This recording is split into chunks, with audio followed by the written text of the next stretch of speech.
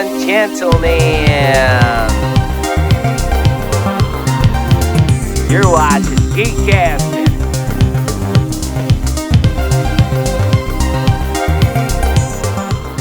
Gotta bring down that music there. You're watching GEEKCASTER. I'm Phil Geeks, and today we have in the studio Hungry Hippo Dayveonne. Bussey. The not weird one, Corey Davis. How y'all doing? You're watching GEEKCASTER, everything sci-fi fantasy. We're talking about geek content, technology, and all that. And we welcome you. So guys, we said that we were going to talk about some movies. Some holiday movies. Some say boom, some say yay, some make us laugh. But you guys can check out these movies on streaming services. So Corey, what's the list of movies we're going to be talking about? So we're going to be talking about Jingle Jangle. We're going to be talking about Krampus. We're going to be talking about Bad Moms Christmas and Last Christmas. Well, I think we should definitely start with Jingle Jangle because that's the winner for me. Oh, one more movie. I apologize. Harold and Kumar's Christmas. Are we really going there? Yes, we are. That's what's happening? Okay. Dayveonne wants it. Dayveonne gets it. Yeah. Hold on. Guys, I had to be right back. Okay. Y'all can continue. I'll be right back. Well, we will. Thank you, Your Majesty, for allowing us to continue in our live program, ladies and gentlemen. Yeah. All right. So yeah. So Jingle Jangle. Do we want to wait for him on that one? No. All right. Jingle Jangle. I like it. Overall, I think it's great. I do have a little critique, but I find that Jingle Jangle is a great exploration of fantasy. You don't really see that many a diverse cast of people of color in such a well-produced, well-funded program. I think it's going to be a film that people will watch for years on to come, and I think that's what Netflix really wanted to get out of this. What do you say about that? No, I definitely agree. I think this probably is the best Netflix original. It's definitely going to win a lot of awards. If you haven't watched it and you haven't discovered the magic, I think adults can enjoy the magic to a certain degree, but I think kids and teens will actually love this movie.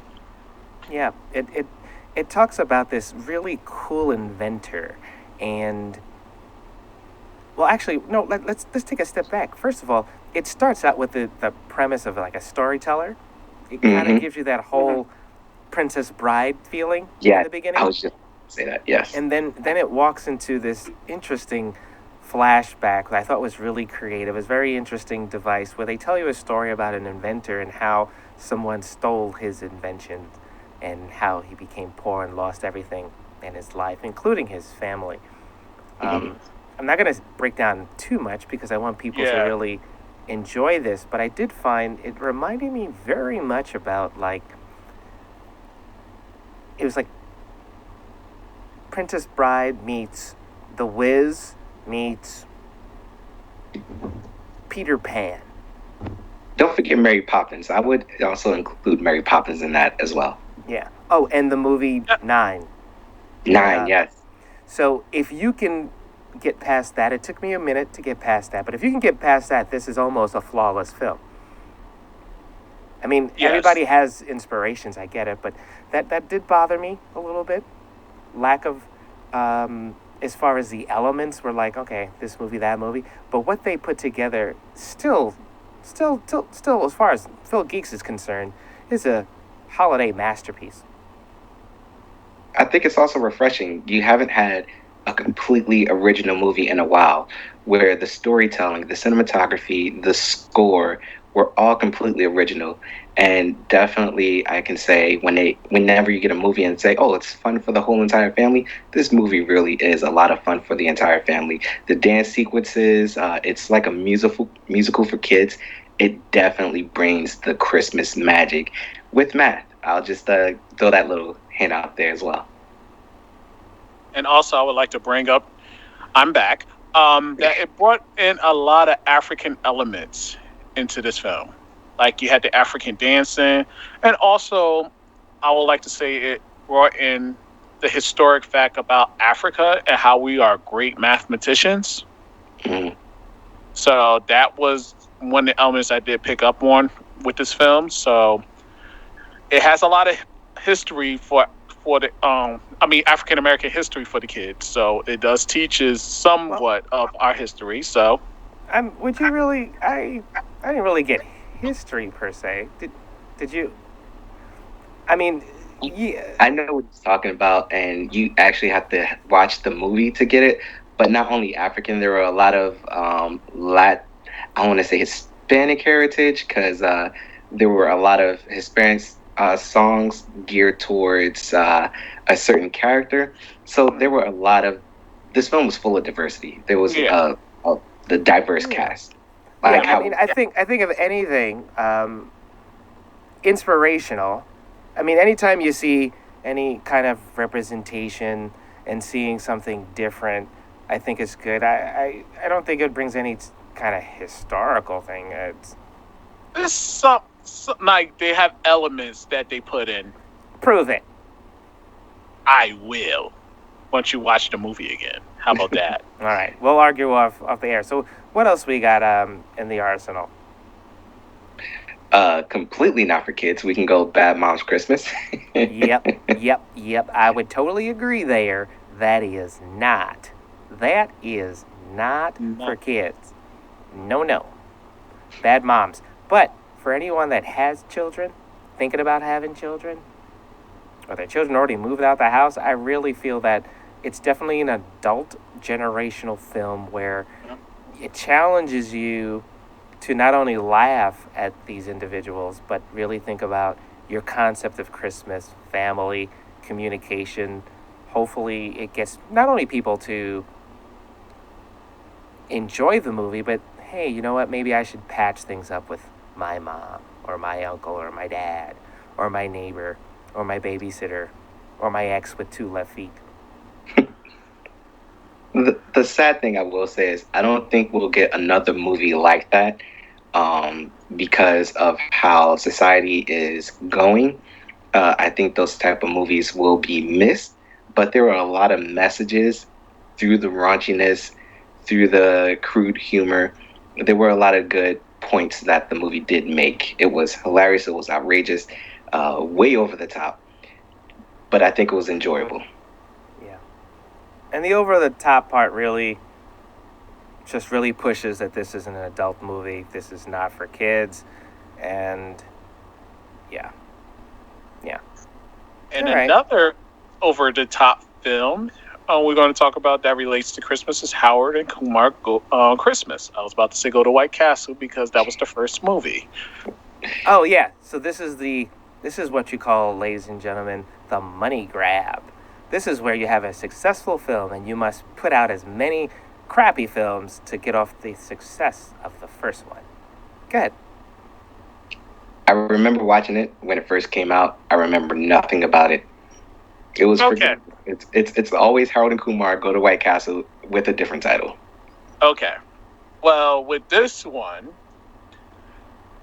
is they grown apart, and happens to be on Christmas. They they meet up, and they go through the adventures trying to look for a particular tree because a certain situation occurred in Howard's household. So it's the adventures of looking for a Christmas tree. Besides White Castle. Didn't they grow apart in the one right before that? You know, Yeah. and then they go apart in the one right before that. And then they find themselves coming back together. Did they smoke weed in this one? Yes. Oh, so it is the same plot over and over It's the again. same. It's the same movie with a Yeah. different title. Yeah, money grab. Yeah. All right. Money grab. Now let's talk about the one that you hate, Dayveonne. Holiday. You really, it really bothered you, that film. You really Yeah, don't think they should have made it. Yeah. It felt like they was trying to copy my film. The movie I really admire. And that is Well- Best Friend, which is... Don't say it. Don't say it. Okay, say it. Go on. Say what? Go on. Best friend. Yep, go on. Best friend. No, say Best what you. friend. Nope, nope. Say the name you want to say, because every episode he has to say this name. The actor in the film is Ryan Reynolds. Yep, that was it. That was it. And I really think that Ryan Reynolds is a great actor when it comes to certain movies, especially when it's him being sarcastic. And he's a great actor when it comes to that. And that was the perfect plot of this movie. And it felt like the same exact thing. And it was trying too hard. Ladies and gentlemen, I really want to know, are there any episodes where he doesn't say Ryan Reynolds? I don't care. It's Ryan Reynolds. So yeah, you had a really issue with this one. Was it the acting or just the story or it's just unrealistic? It was just funny or the story and the unrealistic aspect. Like, I hate you. I don't want to be around you. And then after a while, throughout the time, they slowly get intimate in there together. yeah. That's not realistic. It's not realistic in the real world. Well, that's interesting because I find it's a really good date movie. If you're on a date, this works. This works, especially if you're on a holiday. I saw that coming a mile away. Yeah, you saw that, right? You saw the build up. I was like, all right, pitch it. Slow ball. Yeah. Yeah. So yeah, I recommend that out of all the ones so far, holiday, if you're on a date, yeah, you should do it. The Just make sure you drink a lot of Red Bull or Monster if you're a guy. yeah. Again, family one, Jingle Jangle, definitely. But let's say you're a different type of person. Let's say, Corey, that you're a horror fan. What do you got for us in there? Got Krampus. Wait, Krampus is. isn't it Krampus? It's people say Krampus, but the movie say Krampus. It's Krampus. Krampus. Because Depends on Krampus it. sounds like when you were just touching your shoulder right there. Like, oh, I got this Krampus in my Krampus. Really, it's Krampus. Got this Because Krampus in my neck. if you say Krampus, you're taking a U out and you're putting an A. Yeah. See my neck. But there is Krampus. a. If you look at the movie, it's Krampus. So Oh. Krampus. Gotcha. So, Nice alright. counter. So, do you have to understand the history? So basically, so we don't like all this backstory stuff, but Krampus is he's basically the opposite of Santa Claus. So Santa Exactly. Claus is all good and he's about life and cookies and gifts, and Krampus is more like, I'm gonna kill you. Yeah. Well, It's just like a lot of other pagan traditions, and don't quote me on this, but I believe it started in like Eastern European folklore, where Saint Nicholas had a shadow which was more demonic, and instead of praising kids, Krampus was there to punish kids. So I don't know much about the lore, but from what I've heard, the movie did an accurate representation of Krampus and what he's actually meant for. Half demon, half goat, and he punishes those kids who don't believe in the spirit of Christmas. You know, that's very interesting. I dated a girl that fits that same description. Was her name Krampus? No, I don't want to say what it is online because we're live. oh, she looks like a goat. No, but she did have goatish ways. But Was anyway, she bad for you? she was bad. Bad, yeah. Yeah. That was good. I like that. I see. I see what you did right there. And I followed through. So yeah. So what is Krampus movie about? Because there's so many. When I Googled Krampus, I saw 2 versions of it, but I think there are a lot more out there. So what do you got? What is Krampus about? Dayveonne or me? You. I'm looking at you. So you find this. It starts off very traditionally corny horror comedy where the family invited the family that they don't like over for Christmas, and they have to spend a few days together, and then everything goes awry. You have I'm not sure where she was from or what language she was speaking during the movie, but she gave us the whole history of her childhood and how she survived a Krampus attack, and it just goes from there. So I think it was enjoyable. I think it's cool if you're a horror comedy fan. It's very dark. Um, it was a good watch. I would say that's a good date movie. If again, a date that likes to go boo and hold on to you, like yay, can I hold on to you? Yay. Yeah, I thought it was good. I saw another Krampus one, but where Krampus was like bringing kids into a tree. It was weird. Yeah, I was trying to find it. I could not find out which one you were talking about. Yeah. But Dayveonne, did you see Krampus? Yes. Very interesting. Great horror film. You could basically use them in Halloween, and you could use them in Christmas. So it's like one of those films you could watch on either or. So. Right. And it sucks because the director, what was his name, Michael Daugherty, he doesn't really do horror. He also did X-Men Apocalypse, which isn't saying much. But I think he did a very good job. It was very star-studded cast. I was sad to see that one of the actresses who played the aunt, Conchata Farrell, actually passed away in October. Once you see her, you know who she is. She played on Two and a Half Men. She's been in a lot of stuff. Yeah. But I think the casting in this was perfect. It was phenomenal. Everyone meshed really well. It was a good, enjoyable movie for what it was.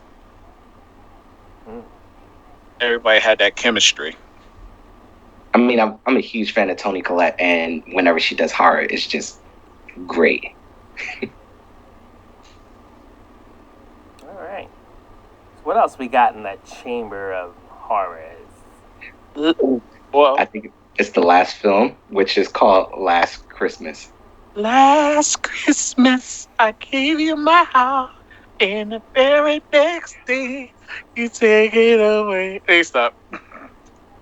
I just got was into it. having You know what's interesting? I was geeking out in Ukraine, and around Christmas time, and they played that damn song every 5 minutes. Oh my goodness! It's like that's the only holiday song you know. Really? They played that more than Last Christmas. Like all you heard was Last Christmas, you hear my heart. Is that many people hurting during Christmas? It's not even a happy Yes. song. Like, what's It's going not on? supposed to be a happy song. It's I supposed to mean- make you depressed. Well, it It's sure did a not. good job. Every freaking 5 minutes. I even heard the remix. I heard every version of that song. I'm surprised I didn't hear a Western song. I mean, Oh, last Christmas, I gave I you my gave you my heart. I gave you my lawsuit. Why? So I could hang myself with this freaking song. Anyway, a kid show, Phil. yeah. Kids, don't do as I do. Okay? Okay. So what are we talking All right. about there? What's the... To speak about the movie, I think it was not only a cash grab. It has Emilia Clarke from Game of Thrones, and it has Henry Golding from Crazy Rich Asians, and it kind of was like a Korean drama done in a film. And I don't want to ruin too much, but yes, the film is based off the song Last Christmas by Wham. There's a huge twist that most people say they didn't see coming. Some people said it was predictable. I didn't see it coming personally, but I enjoyed it. I thought it was different kind of rom-com, very unique and very, very K-drama-ish with a twist. If you don't watch K-dramas, you kind of don't know what I'm talking about, but they like to build up the romantic aspect and then throw in a big twist, whether it's heartfelt, whether it's sad, whether it's emotionally driven. There's always a twist to every K-drama, and this movie is no different. Well, let me ask you something, because you guys are actors.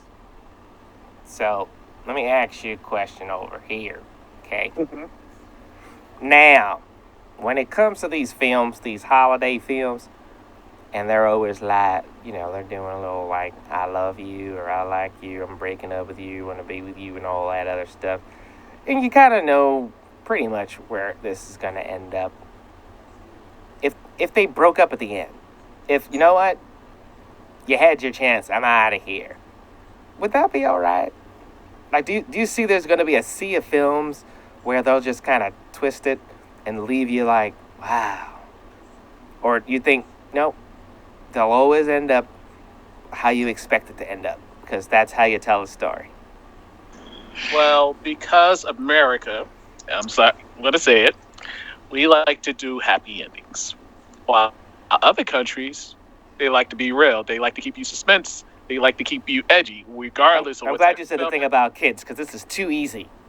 Go ahead. Keep going. So will America ever break tradition? Maybe, but I think it's too soon. It's too early for it to break tradition.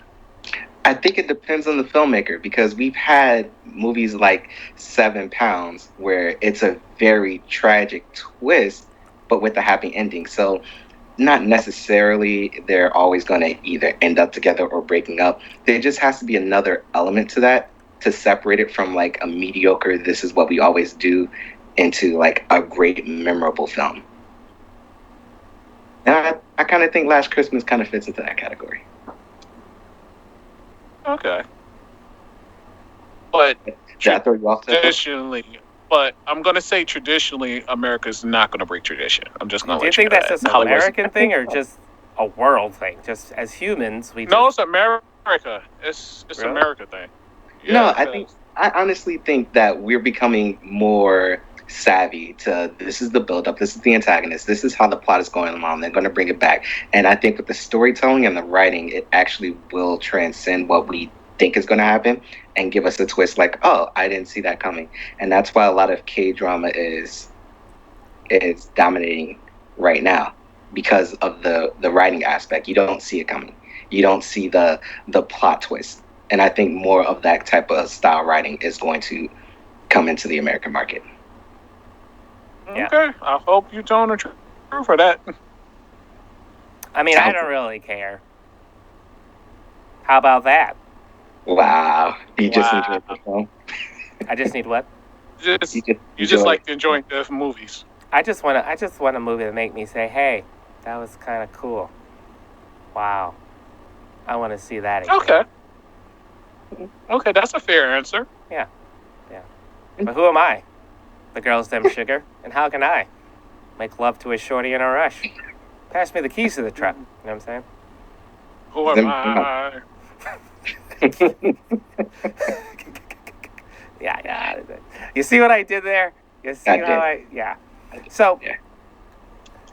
holidays, I think we should cover some more stuff, but now let's go into a little tech moment. So, Dayveonne, you were saying that on it's possible that you're going to do a DJ show, and are we going to do that? Are we going to do a whole episode with you DJing? I got playlists, but I never did turntables. All right. Well, let's get that going. And then I also wanted to talk about like a foodcaster moment. That's right. We're gonna listen. We're geeks, but we're also geeks for wellness. All right. So there's a little foodcaster moment. You can go to geekcaster.com, check out foodcaster. But we wanted to let everybody know that it's really important they eat healthy. And today's show is brought to you by Brrr. the avocado. Mm.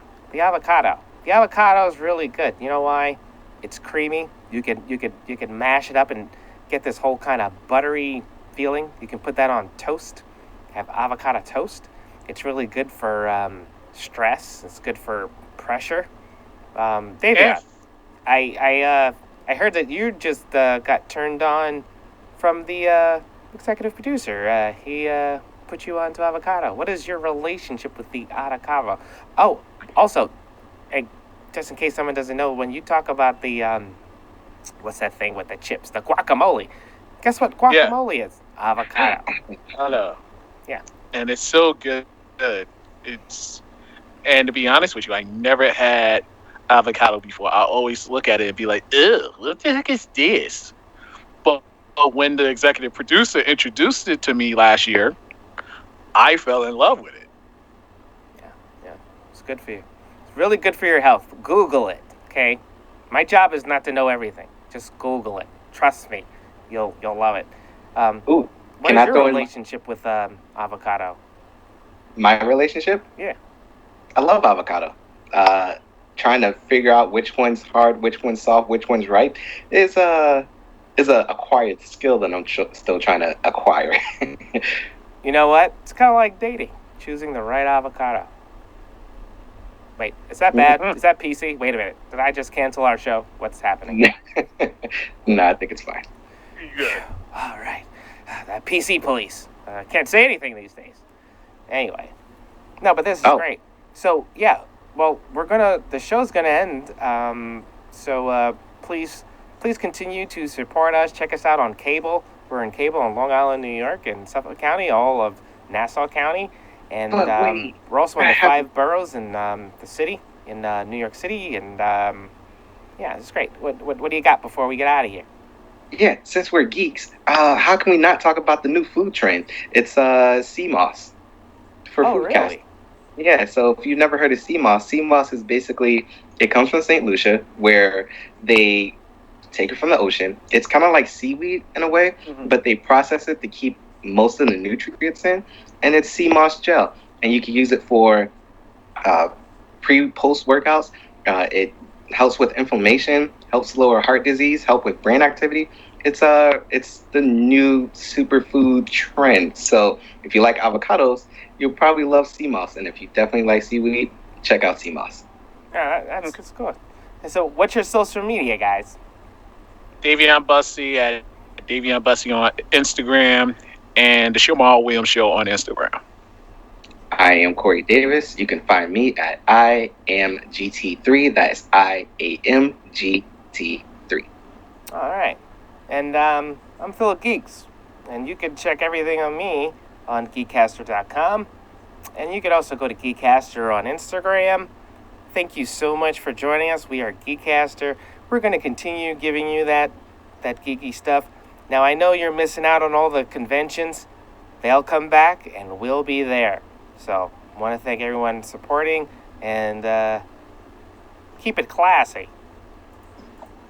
How's that? I don't have an ending phrase. I need an ending phrase. Keep it nifty. Wait a minute. Whoa. What's happening? What's happening? Whoa. Oh. How about Keep it that? tight. All right, do it again. The music's up. Do it again. I'll win that off.